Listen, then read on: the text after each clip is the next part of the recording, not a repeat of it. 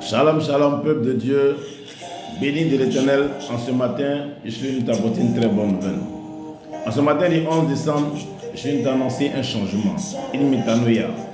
Je viens t'annoncer que tu passeras des ténèbres à son agréable lumière, que tu passeras de la mort à la vie, de la pauvreté à la richesse, de la maladie à la guérison, du chômage au travail, du célibat au marié, à la mariée. En ce matin, je viens t'annoncer une très bonne nouvelle. Retiens bien cela, un temps de changement est arrivé, un temps d'élévation est arrivé, un temps de transformation est arrivé, un temps de moisson est arrivé, un temps d'expansion est arrivé, un temps d'élèvement est arrivé, un temps de relèvement est arrivé, un temps de bénédiction est arrivé, un temps de récolte. Parce que Dieu fait toutes choses bonnes en son temps. Il a donné au cœur de l'homme le sens de la Dieu, au point que l'homme ne sache pas ce que Dieu fait, jusqu'au moment qu'il va s'en rendre compte, Dieu a fini son travail. Et c'est ce qui est arrivé dans ta vie. Il y a eu un temps, il y a eu un soir, il y a eu une nuit de maladie, une nuit de malédiction, un soir de troubles, de turbulences, un soir de doutes, un soir de confusion, un soir de sécheresse, un soir de malédiction. Mais là, il y a un matin qui arrive, un matin de prospérité, un matin de bénédiction, un matin d'exploit, un matin d'abondance, un matin de célébration, un matin de joie et d'allégresse, un matin de repos. Un matin de bonnes nouvelles, un matin de bonnes connexions, un matin où les alliés de ta destinée vont te rencontrer, un matin où les portes qui étaient fermées vont s'ouvrir. Et ce matin-là qui arrive dans ta vie, nous sommes aujourd'hui le 11 décembre, mais je veux te dire que décembre n'est pas encore fini. Je veux te dire que 2023 n'est pas encore fini. Jacob, en Genèse chapitre 32, après le verset 25, a rencontré l'ange de la prospérité qui est venu changer Jacob en Israël. Mais avant qu'il n'y ait cette rencontre, il s'est d'abord isolé. Il a fait avancer sa famille. Il a passé la nuit là, à cet endroit qu'il a appelé par la suite Péniel.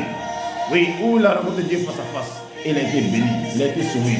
Je te dis, en cette fin d'année, il te faut un temps d'isolement, il te faut un temps de sacrifice, il te faut un temps où tu dois rester seul, de communion, d'intimité avec ton Dieu, où ton Dieu va te parler de ton avenir, de ta destinée, où ton Dieu va échanger avec toi, va te donner des orientations, des directives pour l'année 2024.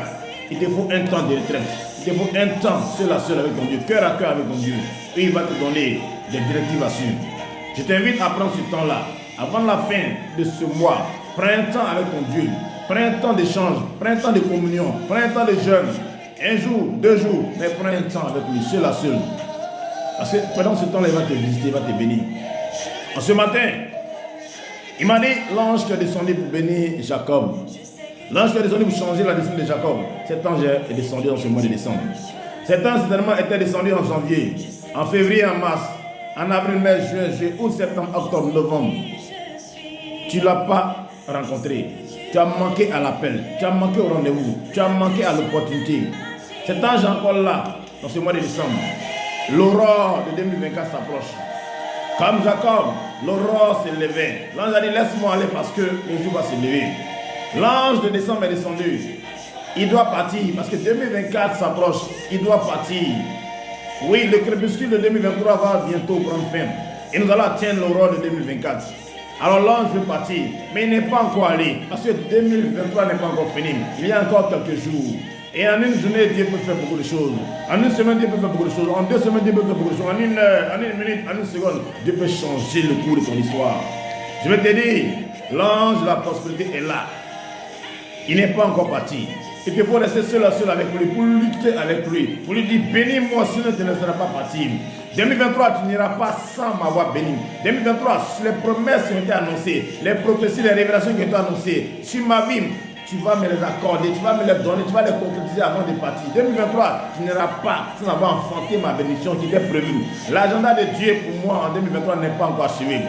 La promesse de Dieu pour moi en 2023 n'est pas encore achevée. Alors, je t'invite, bien-aimé, à prendre un temps de communion, un temps de prière, un temps où tu vas élever ton Dieu, où tu vas bénir ton Dieu. Tu vas dire merci de t'avoir donné janvier jusqu'à novembre, mais que décembre vienne être un mois d'accomplissement, vienne pour un mois de réalisation, un mois d'achèvement, un mois de récolte de moisson, un mois de cumul, un mois de restauration.